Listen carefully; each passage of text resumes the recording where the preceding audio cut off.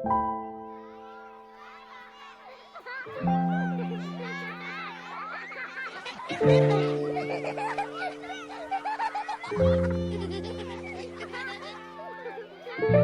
係黃佩林老師，我嘅童年時光都係喺保良局大家庭度度過嘅。我喺保良局易桂芳幼稚園度畢業，即係而家嘅廖烈正幼稚園，然後上咗莊啟程第二小學，再升讀咗8周年李兆忠紀念中學，直至畢業。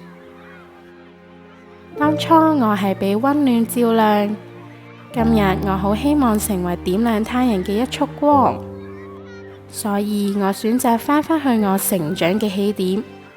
好榮幸可以再次回到保良局呢個大家庭，我希望將我當日得到嘅溫暖化做今日嘅薪火，繼續傳承落去。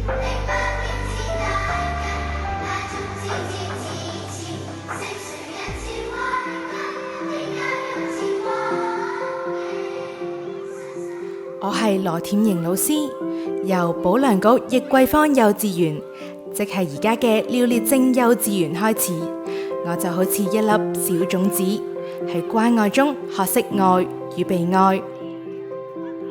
喺保良局良州信琴小學，我慢慢成長，學識尊重同勤奮。到保良局董玉娣中學，我嘅根扎得更深，明白誠實同堅持嘅重要。愛、敬、勤、誠係我成長嘅陽光。而家返嚟母校教書，我希望可以成為滋養小朋友嘅土壤，延續保良嘅精神。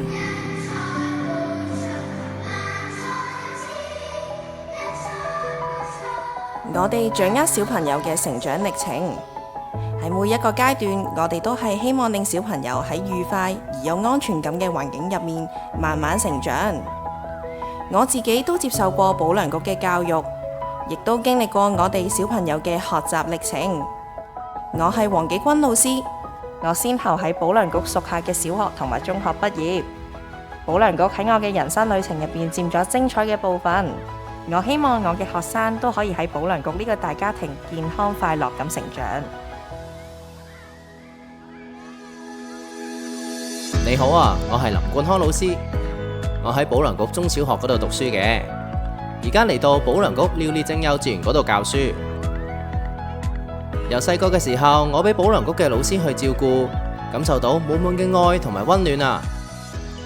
去到而家成為保良局嘅一份子，輪到我嚟照顧我嘅學生，我真係覺得無比嘅光榮同埋自豪啊！對於其他人嚟講，保良局可能只係一個機構，但係對我嚟講，保良局係由我着住校服，到而家變成着住制服嘅屋企。睇住而家嘅學生就好似當年嘅我咁樣，愉快咁樣學習，儲備愛同埋關懷嘅能量，令到我覺得畢業喺保良局係我同埋我學生嘅福氣啊！